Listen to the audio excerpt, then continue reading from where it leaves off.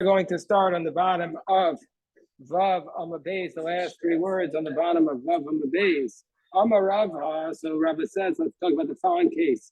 Tain Manalaponi, so let's say we have three people here. There's the woman who's getting married, Rachel, and then there's the man she's trying to betroth herself to. In this case, it's Reuven. And then there's Shimon. So Rachel says to Reuven, give Shimon $100, give money, give $100 to Shimon, and then I'll become betrothed to you. She says to Reuven, you give Shimon $100 and I'll become betrothed to you. When we say, in this case, Mikudeshes, this works on top of Zion and Aleph. Why does this work? Midin Aref, from the law that we have and throughout the Shas called the guarantor. Guarantor is a law from the Torah. And that person who borrows money and somebody else is not getting the money, but he's agreeing to pay back the money. He's becoming meshubah to pay back that money. So we say, in this case, don't we say in Arev, Lav, Afagav, to Amati Anoyade, the guarantor, even though he doesn't get any benefit, nevertheless, he's committing himself to this financial commitment. This woman also, even though she is not getting any benefit because the money is not going to her, the money is going to Shimon. Nevertheless, she's committing herself, and she is becoming married to this man. She's becoming meshubad, even though the money is going to Shimon. Case number two, Halech money. In this case, Shimon, who was appointed by Reuben as an agent to go find him a wife, and what does he do? He takes his own money. Shimon takes his own money, Vizkad Shilaponi, and he says, take this money. He says to Rachel, take this money and marry Reuven. Mikudash, as we're going to say in this case, Rachel will be indeed married to Reuven, even though Reuven's not giving any money. Why? Why is Rachel able to be married to Reuven, even though Reuven's not giving any money? We didn't have a Kenani from the law of a Canaanite slave, that we know that Canaanite slave could be freed by another person just spending the money and redeeming him. So freeing him. So an Eve Kanani, just like a Canaanite slave, a person can be freed. The Canaanite slave can acquire something even though he doesn't pay any money. He acquires himself. Hi Gavranami, this man, let's say Reuven, even though he's not paying any money, he's basically acquiring the freedom, is acquiring the marriage of this woman, Rachel, even though he's not paying any money to begin with. And now we have the third case, which is going to combine the first two. Let's say Rachel says to Reuven, Tain Manalaponi, give $100 to Shimon, Va'akadesh ani lo, and I'm going to be betrothed to Shimon. Mikudashes. That works. She says, give $100 to Shimon, I'll be married to Shimon. Midin Shneim, from the law of the Arev, the guarantor. First of all, even though she doesn't get any benefit, because the money is all going to Shimon, you could be meshubud. You could commit yourself like that. We learned from the law of the guarantor. And I is a sanami, even though she doesn't get any benefit, she's committing herself. And the Gemara asks the question, well, it's not the same thing as the guarantor case. Midami, it's not the same thing as the guarantor case. In the case of the guarantor, this person who is committing, the person who's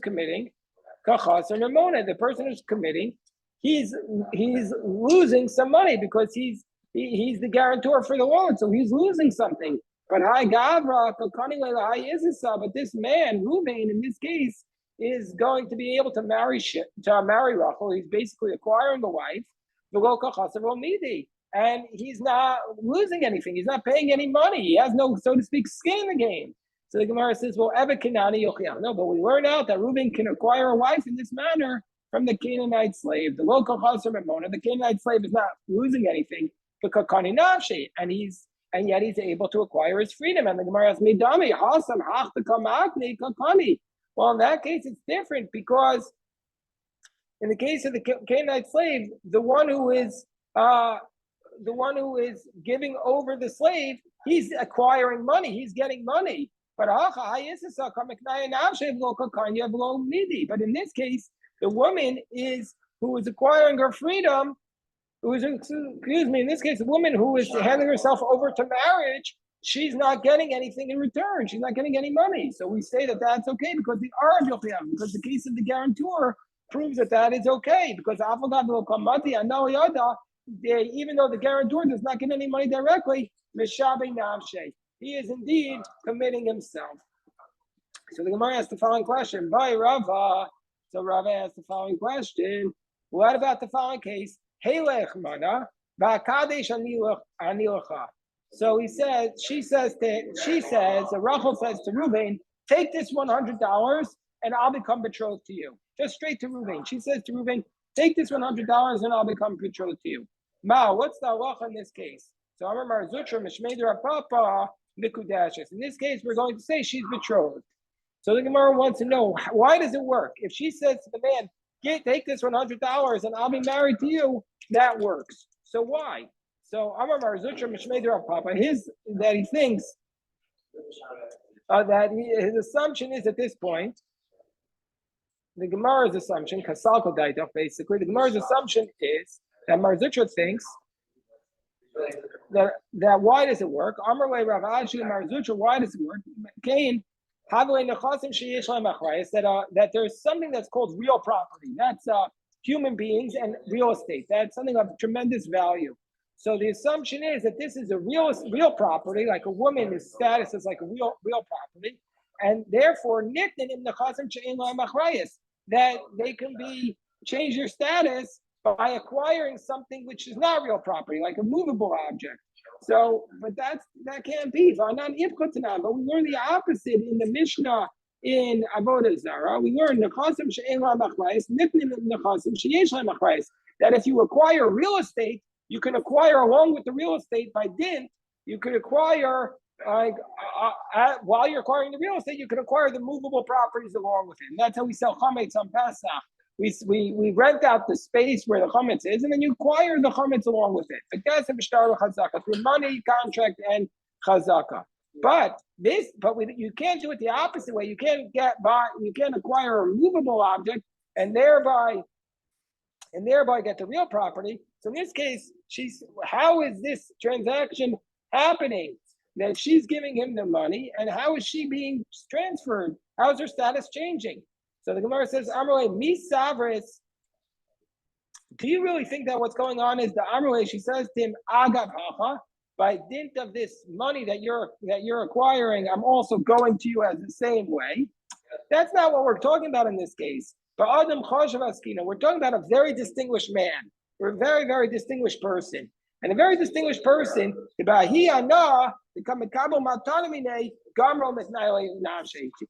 have a very distinguished person, it's a big favor to you for this person to accept a gift. Like if you wanted to give a gift to the president, you want to give it to the person and he accepts the gift, that's a very big value. So she's saying, you're such a distinguished person, the value of you accepting a gift from me is the equivalent of money. And by that value that I'm giving you, that's how I'm being married to you. What, Eli? What? Right. So, exactly. That's an excellent question. That how is this the same case of Nasanu Ba'amari that we said earlier, that if he gives the money and she says it, that itself is a doubt. So in this case, why does it work? Why does it work in this case? So this is that. So first of all, we're talking about here about Adam Chashav, that this is a distinguished person. So therefore, there's a value here to this, and so therefore, in that case, what he's giving it, but why? But she's saying it, yeah. But she's saying it. So why does it work here?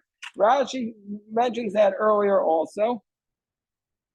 But the question here is, so some of the commentaries say because she's the one who initiates it here, that if she doesn't initiate it, then it's a problem. But she's the one here who initiates the expression, or then maybe he goes out and repeats it. Look at Rashi. Rashi answers it right here. He accepts it and he says to her, so we have to say, as Eli points out, he has to say it. It's not enough for her to just give it to him. He has to go back and repeat it.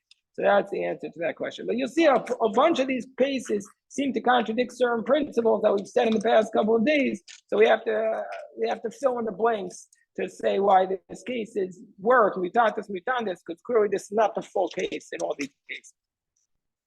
So the Gemara says, in Marnami Mishmei de Rava, and so now we also want the name of Rava, so too with respect to money. Meaning to say, just like we had all these, this is the way Rashi understands it, just like we had all these cases before, that the din of an Arev works, the din of an Evet Kanani works, the din of an Arv and Evet Kanani together work by Kiddushin, by betrothal.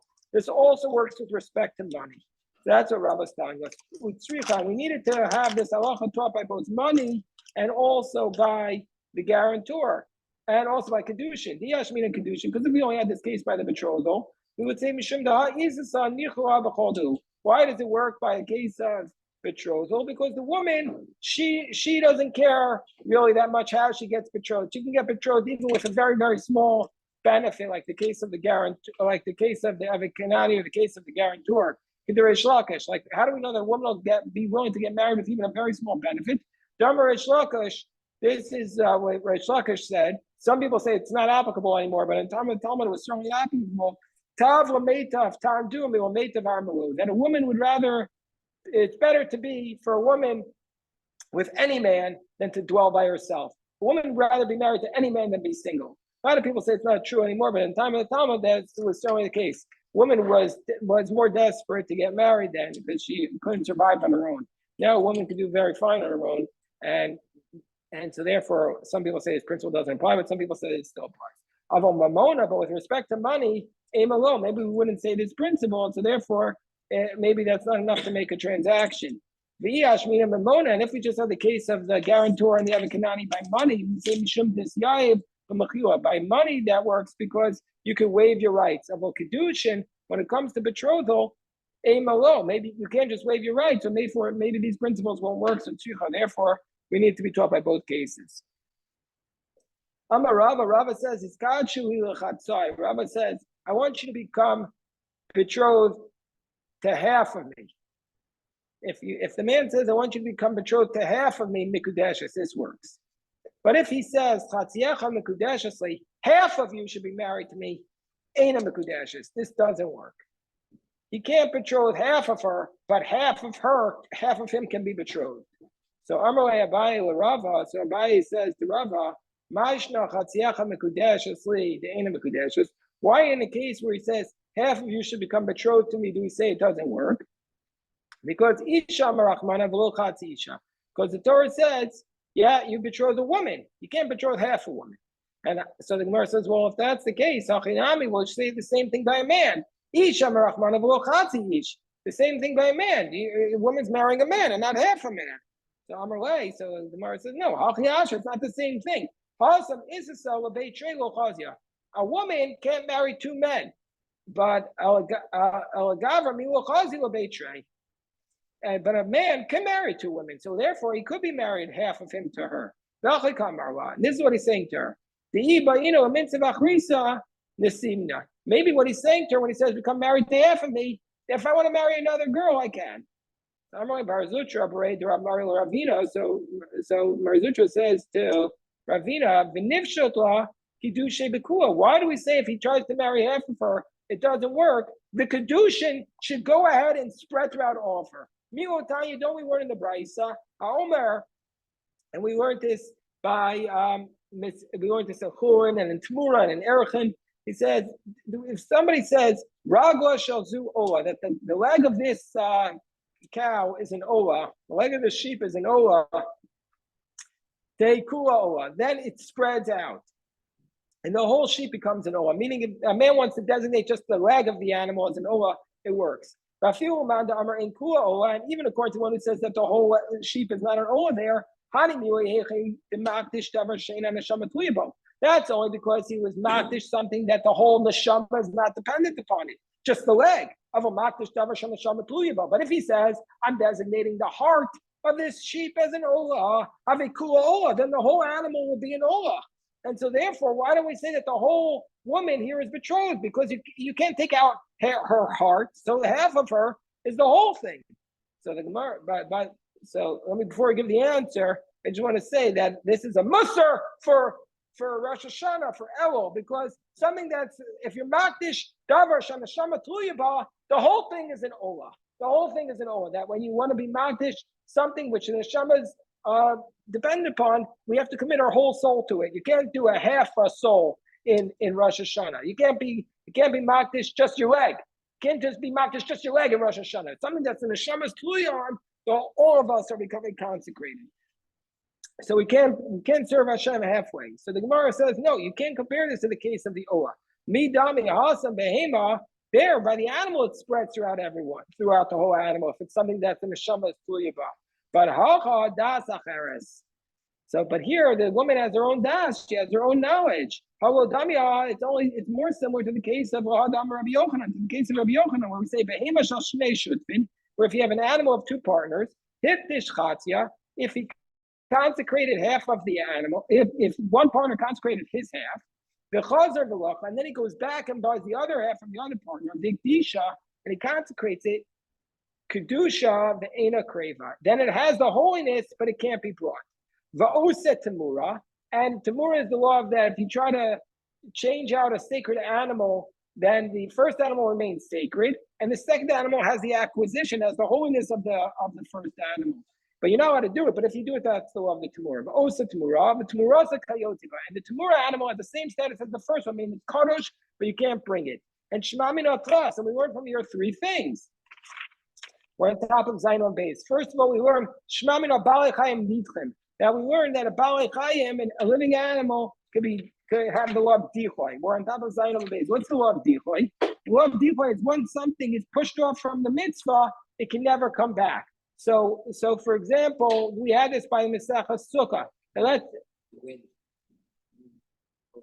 say the actual, it's the berries.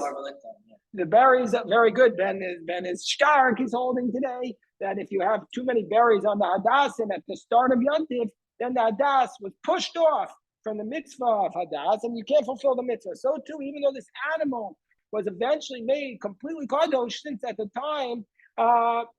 So since at the time that you consecrated it, it wasn't ready, you didn't consecrate it properly, it's pushed off. And we also learned that even when you consecrated it was dichoy before it was able to be brought, then, and it was not yet near it was not yet capable, it's still pushed off. And even though it's just money, it's not kedushas aguf. It's not essentially holy, but it's just the damim itself, just the value. We're still going to view it as being pushed off. So the case of the woman, that the reason why you can't marry her if you say chatziach mekudesh is because she was dichoy there, and so even if it spreads out, it's not going to be good. You have to go back and say the whole thing again. By Rava says chatziach b'chatzi pruta. Let's say Rava says, let's say the husband says, I want to betroth half of you with half of the pruta, the chatziach on your other half b'chatzi pruta with another half. What's the law there? Do we say Mao? Kivan da amar la chatzi pruta. Once he says half a pruta, Pascha, he stops it, and so then he has a betrothed her. Odilma monev or maybe he's continuing to count. Monev and imtim former monev. Let's say he's continuing to count. Let's say he says chatziacha bepruta, b'chatziacha bepruta. Let's say he says half of you with a full pruta, or half of you with a full pruta. Kivan da amar la bepruta upruta, Pascha milsa. Do we say that since he says a pruta each time, he stopped it? O Dilma, kol b'yomei monev ha'olechu. We say as long as it's the same day, it's all part of the same process, and he's betrothed her. And im tim salomar kol b'yomei monev ha'olechu. And if you want to say, as long as it's all on the same day, it counts, and it's all part of one transaction. Chatziacha b'pruta yom, chatziacha b'pruta l'machar ma'o. Let's say he says half of you today for a pruta and half of you tomorrow for a pruta. What will be the law? Do we say kivan amar la l'machar? Pascha, since he says the next part is going to tomorrow, he stops it. Maybe this is what he's saying to her. Kiddushin, maschal me'ayin. No, migmar, lo nigmar al. Maybe he's saying the Kiddushin starts today, and it's not completed until tomorrow. And then we say, shnei chayitziacha bepruta mao. Let's see, he says, 2 halves of you for a pruta. Do we say, hachavadi b'chad zimna ka'amara? Well, here it's all being said at the same time, so it's valid. Odilma, ein isha miskadeshes l'chatzon kal. Or do we say, no, you cannot betroth the woman halfway? Take it. We leave these questions unresolved. By Rava, Shnei benosecha or Shnei banai bepruta ma'u. A guy has two daughters and the other one has two sons. And he wants the one father says to the other, I'm marrying your two daughters to my two sons with this one pruta. Do we say bas or no singing makabel? Do we say we go after the giver and the receiver and it's a pruta, and then it's okay? And there's money there. Or do we go after each marriage and there is not a pruta then in each one? Take leave that question unresolved. Let's say he says, I want to marry your daughter and also get your cow with this one pruta. Do we say, is he getting the daughter for half a pruta and the cow for half a pruta? Or maybe the daughter is coming with the pruta and the cow is with pulling the cow. He's acquiring the cow a totally different way. Take it, unresolved. Your daughter and this piece of real estate for a pruta. Now, what will be the law there? Do we say bitcha b'chatzi pruta b'chatzi pruta? Do we say he's getting the daughter for half a pruta and the real estate for half a pruta, and therefore it's no good? Or maybe I'm getting your daughter for a pruta and the real estate by doing an act of proprietary act on it to show it's mine. Take it. Now we have a case which is very relevant for us. Gavra, the Iktish Bishirai. There was a man who betrothed a woman with silk. He took a silk garment. Rabba Amar Shuma. Rabba says we don't have to evaluate the silk garment beforehand to tell her how much it's worth. It's worth a pruta, so she's married, even though it could have been worth $10, $100, $500. We don't know. Still, it's valid. Rabba says we don't have to know in advance how much it's worth. Rav Yosef says tzricha shuma. Rav Yosef says no, we need to know in advance how much it's worth. So the Gemara says, what's the case here? If he says just be married to this, whatever it's worth,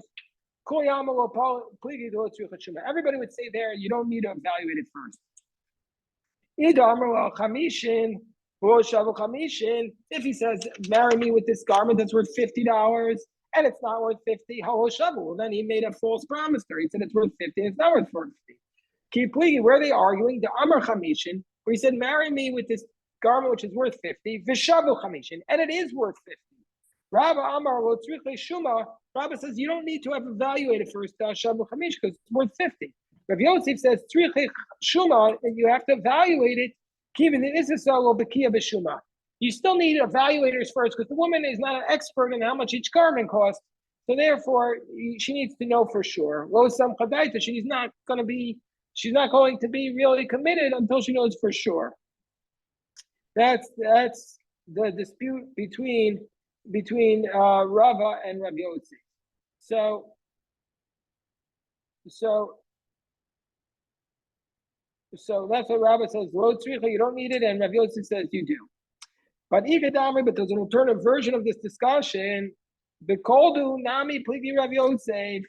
Bekoldu nami pligi pligi. That even if he says just become betrothed to me with this silk garment, whatever it's worth, that's also where where there's an argument. Rav Yosef says that you don't need to evaluate it. Why? Rav Yosef says you need to evaluate because shaveh kesef harei kesef. That the value of money is like money. Ma kesef the keeps. Shaveh kesef nami the kayit. So you need to know a specific amount of the shaveh kesef.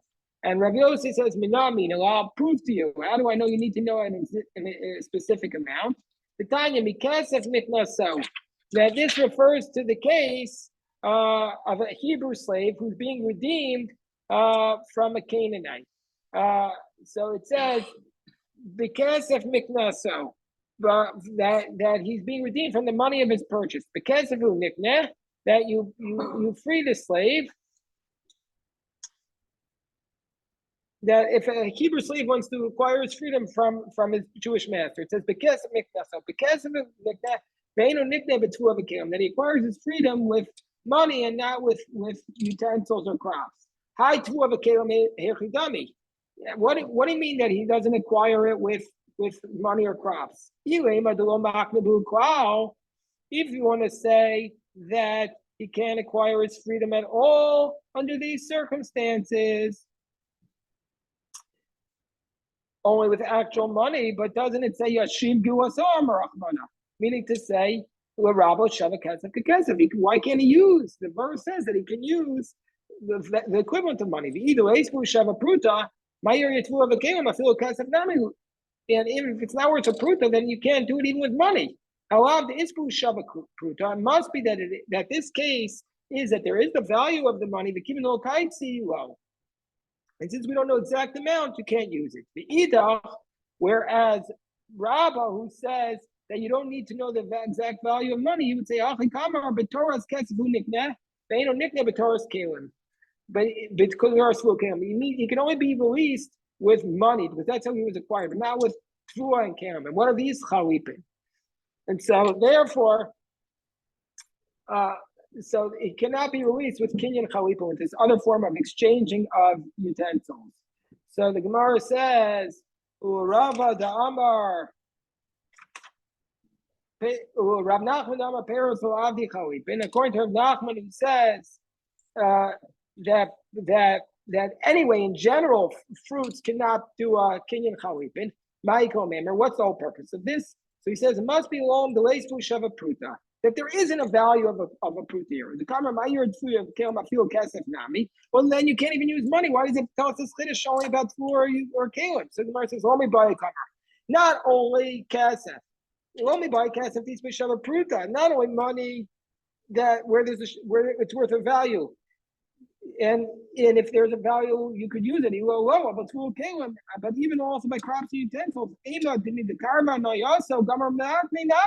you might think you don't need a pruta by food and utensils. Kamash one you do. So those are the two approaches. We'll take this up, God willing, tonight in the daf yomi. Yeshikoch to everybody. Yeshikoch.